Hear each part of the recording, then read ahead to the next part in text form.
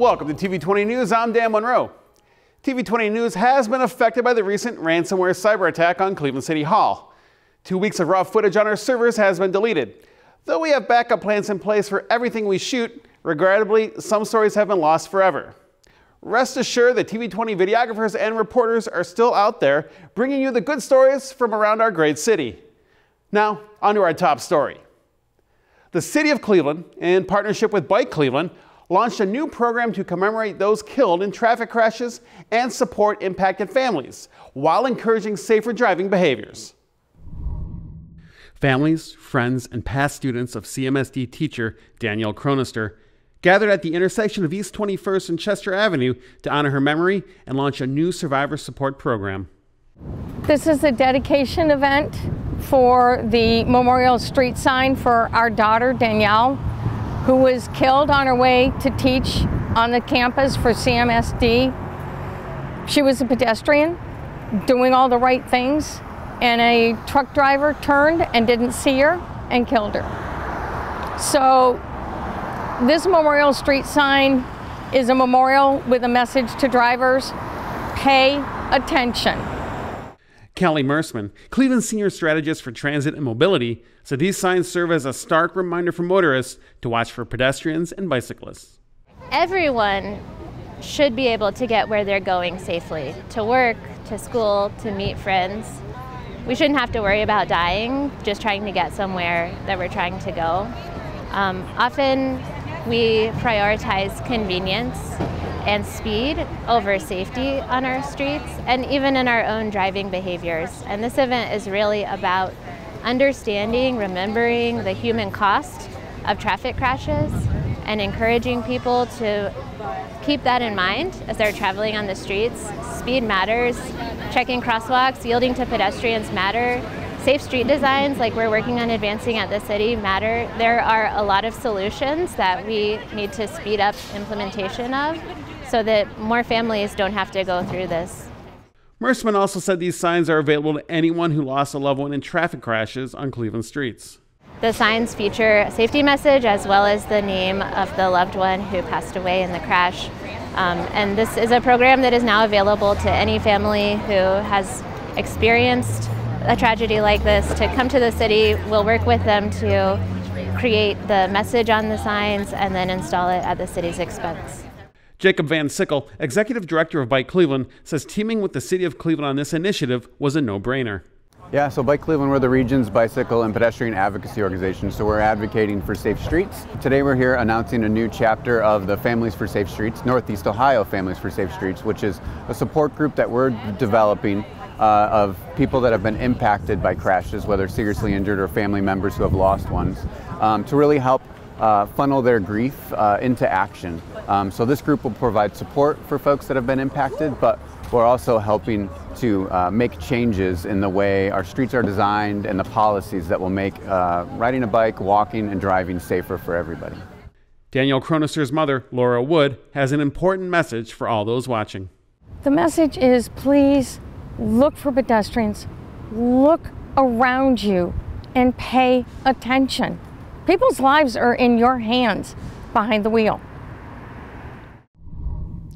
For more information, or if you'd like to request a sign made for a loved one you lost in a traffic crash on the city streets, visit the City of Cleveland's website at clevelandohio.gov. Councilwoman Rebecca Maurer recently hosted a State of the Ward address for her constituents of Ward 12 in the Old Brooklyn neighborhood. TV20's Alex McTurna has more with this story. Throughout the presentation, residents who attended were given a wealth of information on the past, present, and future of Ward 12. Topics such as neighborhood safety, investing in parks and recreation, and giving attention towards vacant homes and lots were all key focuses of Councilwoman Maurer's State of the Ward. So the idea for this meeting started about 6 months ago. I was in front of a group of CMSD students telling them a bit about my job after they'd finished a unit on civics. But there's one girl in the back, she raised her hand and I called on her and she asked me, I don't get it. You're on city council, but what do you actually do every day? And I love that question because here in Cleveland, we haven't always done a good job of answering it. We have these immense, complex challenges before us in one of the poorest cities in America. Pick your topic, from safety to lead poisoning to our deteriorating housing stock, to even potholes. And Cleveland City Council is not just some legislative branch locked away in some dark corner of City Hall, passing laws and hoping things get better. We are the eyes and the ears of the city in our wards. After the presentation, Councilwoman Maurer and members of her staff took questions and concerns from the audience, giving everyone a platform to share their thoughts. Each of these vacant and abandoned homes has their own story. Each one is heartbreaking. They attract crime, they're an eyesore, they drag down home values for hardworking neighbors who maintain their properties. And right now, the system to address them is inadequate. It kind of feels like you're going in a cycle, like you're just spinning. You call over and over and over again and you say, the boards have been torn down, and then the city puts the boards up, and then they're torn down again, and the property never gets fixed. And what we really need to move towards is actual progress on these properties. And I'm here to tell you that we have the best chance that we have had, frankly, in a generation to do this because of a bill that we passed on City Council this year called Residents First. For TV20, this is Alex Picterna. You can find the full State of Ward 12 meeting over on our YouTube page at TV20 Cleveland. The Cleveland Division of Fire recently held a ceremony to commemorate the 50th anniversary of the tragic deaths of firefighters Edward J. Gresky Jr. and John W. McNamee. Here's TV20's Alex Picterna with the story. Attended by veterans of the Cleveland Fire Department, new fire recruits, and generations of the Gresky and McNamee families, the memorial service was a somber milestone in preserving the legacy of those who made the ultimate sacrifice for the city of Cleveland and its residents.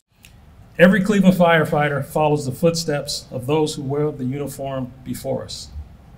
Our history matters to us. It surrounds us, it guides us, it defines us each and every day. It is the 1863 that we constantly wear on our shoulder patch, and it's why we also support the Western Reserve Fire Museum. We need to keep that history alive. We need to embody that history into the service that we provide the citizens of this city. Within the presentation hall of the Cleveland Fire Academy, members of the Division of Fire conducted a series of symbolic and honorary gestures dedicated to the lasting memory of the fallen firefighters. This included the solemn folding of the American flag, a performance of taps, and a moment of reverent silence observed by all in attendance.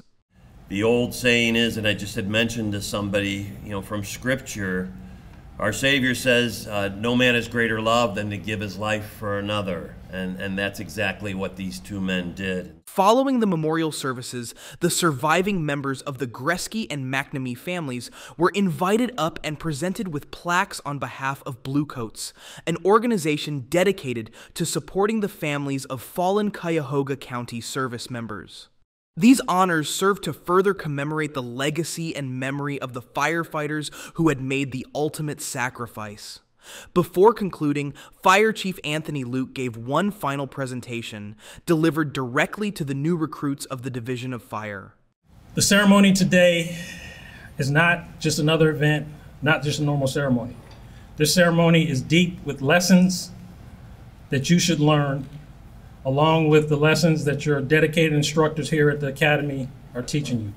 I want you to think about this deeply and think about what your responsibility is as a servant and a citizen to the citizens of the city. For TV20, this is Alex Picterna. Fathers and community leaders came out for the 18th annual Cuyahoga County Fatherhood Initiative. Once again, here's TV20's Alex Picterna with the story. A celebration of fatherhood, the Fatherhood Initiative Conference started with a resource fair for those in attendance. Valuable information was provided, ranging from navigating custody court to healthcare for fathers and their children to simply learning how to tie a tie. Afterwards, an in-depth Q&A session took place, with local experts answering dozens of questions pertaining to navigating and succeeding in fatherhood. We need to have more events like this where we celebrate healthy father-child relationships. You know, usually dads get the bad rap sometimes, and we talk about the ones that aren't being involved in their child's life and not necessarily doing what they're doing. But you can see from here today, there are a lot of dads who are grinding every day, doing exactly what they need to do for the benefit of their children. And we also have programs that we're talking about today that can assist fathers if they want to be better fathers. If you've got some issues, give us a call. Our office at 348-3967. We fund programs to help fathers be there for their children, both financially and emotionally. Before the award ceremony kicked off, keynote speaker for the event, Tri-C President Michael Baston, performed a rousing speech on the importance of having strong fatherhood figures in one's life. I challenge you to continue to raise up and stand strong and be proud of the fact that you got up to stand up and show up. And I want you to show up for every young person in your life and in your family and your neighborhood. Is there anybody in here that's going to show up? Where are all the men that's going to show up? I wish I had about 5 men that was going to stand up and say, I'm one of them that's going to show up. I'm going to show up in my neighborhood. I'm going to show up in my community. I'm going to show up with my children. I'm going to show up everywhere my people need me. I'm going to show up. Where are you, men? Stand up. Show up. Fathers representing various community organizations were welcomed up and recognized and awarded for their continued dedication and resilience in providing for their children and those in need. So there is fathers out here that's doing what they're supposed to do, handling their business as fathers and taking care of their kids. So the real ones that's doing it, man, we appreciate the love and the support that we get from our peers. I think it shows when you show up at the school. Even Mr. Al Grimes, he said the best behaved day at school is when fathers is walking their kids to school, and I think that says quite a bit about fathers showing up. I think the best part about it is that we as men, we come together and we talk about the issues and problems, and we come to solutions in our small groups. For TV20, this is Alex Picterna. Thanks, Alex. It was a beautiful day at Kerruish Park where the community gathered to celebrate the much-anticipated pool opening. Now swimmers of all ages are welcome to enjoy just in time for summer. The ceremony was attended by Mayor Justin Bibb, Ward 1 Councilman Joe Jones, and Cleveland Police Chief Dorothy Todd. Events like today with the pool opening are a part of the summer safety plan. It gives an opportunity for our young people to have somewhere to go, to cool off on these hot sunny days, and to make sure that they can be in a safe environment and, spend times with their friends and, doing something that's fun. The pool is more than just a place to swim. It's a cornerstone for the community. It's where families can come together, kids learn to swim, and neighbors meet and connect. We're at Kerruish Park today, and this is the grand opening of our pool. We're so happy to have the young people out swimming in the pool, playing baseball, and I have this young man right here who's enjoying himself. And hopefully one day, he'll be the next mayor of the city of Cleveland. But the whole purpose of being out here today is to promote young folks, is to give them a place where they can go and spend their time and their energy, and that's what it's all about. How do we get young people back into our recreational facilities? How we get them back to our pools? How we get them back engaged the way it used to be? And then how do we create ways and means for them to enjoy the parks and the amenities that the city of Cleveland has to offer for them? The pool is a testament to our commitment to improving local amenities and enhancing the quality of life for the residents. I thank the mayor and the councilor for doing this for us. To learn more about the hours and operations for city pools and other programs available, visit your local neighborhood resource and recreation center. The Slovenian community gathered in Cleveland to celebrate Slovenian Statehood Day, a significant occasion marking Slovenia's declaration of independence in 1991. The event was held in Cleveland City Hall Rotunda, drawing a large crowd of dignitaries, community members, and cultural enthusiasts. Errol Porter was there to capture the festivities. Thanks, Dan. I'm here at City Hall at the Rotunda here in downtown Cleveland. Today we get to celebrate 33 years of independence in the Slovenian community. The Slovenian Consul General emphasized the strong ties between Slovenia and Ohio. Here in Greater Cleveland, I would say, it is the biggest Slovenian community outside the homeland, our Slovenia. It has been for centuries and it still is.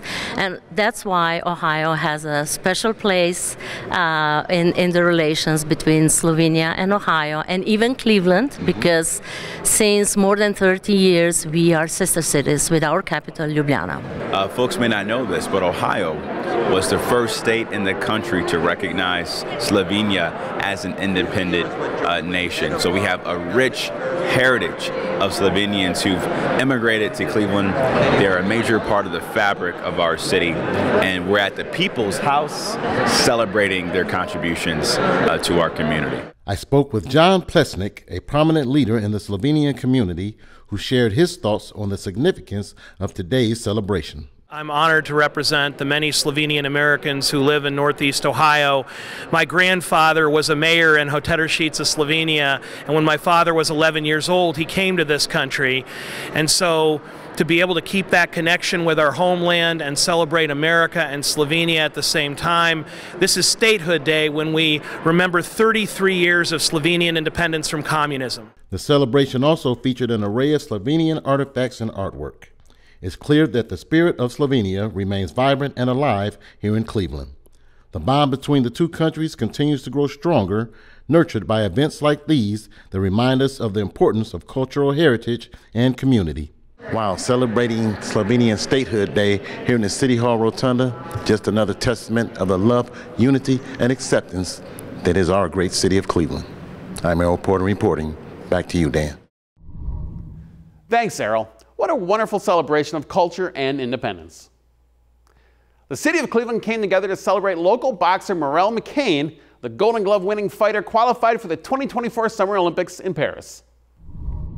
It was an electric atmosphere at Glenville Recreation Center as friends, family, and supporters gathered to honor Morelle. The young boxer has worked tirelessly to reach this point, and the community showed just how much they appreciate her dedication and hard work. A few months ago, Connie Hill Johnson and her husband, Kevin Johnson, hit me up to tell me the story of Morelle's journey from St. Clair to Paris, y'all. St. Clair to Paris, y'all. And I said, I would do everything in my power to make sure we send her off with all the Cleveland love we could do. So yesterday we had the top executives at Intel give her a whole lot of love. That's right. And today, our city is showing her some love here today. So, on behalf of the great city of Cleveland and her residents, I want to present this special proclamation to Morelle McCane for all she's done to give our city hope, but to also show black women and young black girls that greatness is possible in our city as well, too. Congratulations. And I already told Rich Paul, the whole crew, that when you bring home that gold medal, you're gonna have the best party this city has ever seen. The best party this city has ever seen. Morelle started boxing at a young age and rose through the ranks with sheer determination and skill. She spoke to the crowd, expressing her gratitude and excitement for the journey ahead. This is just such a special moment for me, and I'm glad that you guys are here to share it with me. And that's all I'm gonna say. And we bring it home to go, so watch. As Morelle prepares for the Olympics, the community stands firmly behind her, inspired by her dedication and resilience. Everyone believes she has what it takes to bring home the gold. The entire city of Cleveland wishes Morelle the best of luck. It's stories like these that remind us of the power of community and determination. We'll be cheering for her every step of the way. Cleveland's Wade Oval came alive for one of the city's most cherished cultural events, Parade the Circle. This annual art parade and festival has once again proven to be a spectacular display of creativity and community spirit. Errol Porter has more with this story. Thanks, Dan. I'm Errol Porter reporting for TV20. It's a beautiful Saturday morning, and the community has gathered for an expression of creativity, diversity, and unity at the 2024 Parade the Circle.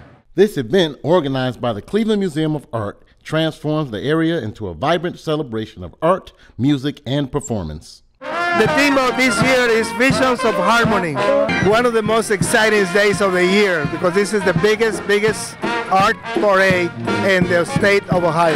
We have more groups this year, maybe around 55 groups. Talking about maybe 1,500 people here, you know. The parade featured an array of colorful costumes, giant puppets, and stunning floats, all handmade by local artists, schools, and community groups. We have been a part of this Parade the Circle for about 16 years. Each year we've done something creative.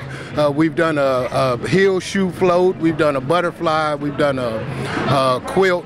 And today we brought the car out, the 1920 something, I forgot the name, but anyway, we brought the car out as well as the church representing transportation and Christ, you know, making sure that we arrive at our places, our destination as God would have it. This family-friendly festival creates a dynamic and inclusive atmosphere, encouraging attendees to immerse themselves in the arts. I can't believe it's been 31 years, but we've made it probably at least to 10 of these. Wow. Yeah, and these are amazing. We love coming out. So that's like a tradition for you guys? Yeah, we've been doing it ever since I was like little, like 5, 6 years old. So it's been a tradition through our family, and everybody comes out to see the parade, and it's really fun. Now, 10 years ago, you watch it transition to what it is today. How much bigger and better as it is from 10 years ago? Yeah, it is bigger, and it's always amazing. It's different every single year, but just the crowd, I feel like it gets bigger and bigger every single year. One thing I'm impressed with is the creativity. That car, number one for me. What did you see that you really loved today? I really liked all the dragon themes. I know it's Year of the Dragon, so I saw a lot of dragons. There goes one right there. But yeah, all the dragon themes I really liked. And I like the robot things. Did you see the robots? I like those. Parade the Circle is not just a visual feast, but a testament to the city's rich cultural fabric. Parade the Circle is in full effect here at the Art Museum in Cleveland at Wade Oval, and we had a chance to experience some of the glitz, the glamour, and the magic that is Cleveland. I'm Merrill Porter reporting for TV20. We are Cleveland. Thanks, Errol. It sounds like it truly was a magical day. Finally, after a tough decision, the team behind the annual Blazing Paddles Fest had to postpone this year's event, but TV20 still joined for their celebration of the Cuyahoga River. Here's reporter Alex McTurna with the story. The Blazing Paddles Festival represents far more than just an opportunity to get out on the Cuyahoga River and enjoy the water. It serves as a celebration of Cleveland's legacy and the significant progress the community has made in reclaiming this valuable natural resource. You know, a lot of people who may not be from Cleveland don't understand how Cleveland is a waterfront city. I mean, it is on a lake and it is on a river, and that location on its water power fueled Cleveland's rise as an industrial dynamo, and of course that little fire ended up helping launch the National Environmental Movement, launching the EPA, the Clean Water Act, the Clean Air Act, and Carl Stokes used that fire to really start to address things like environmental rights and making sure that we have to make the city better for all of its citizens. You know, and when that body of water that only supported 3 fish species now hosts 70 fish species, you know, what's good for fish is good for people. The event draws an estimated $150,000 to the local economy each year, underscoring its significance to the community. Understandably, the decision to postpone this year's festivities due to the intense heat wave was not an easy one for organizers.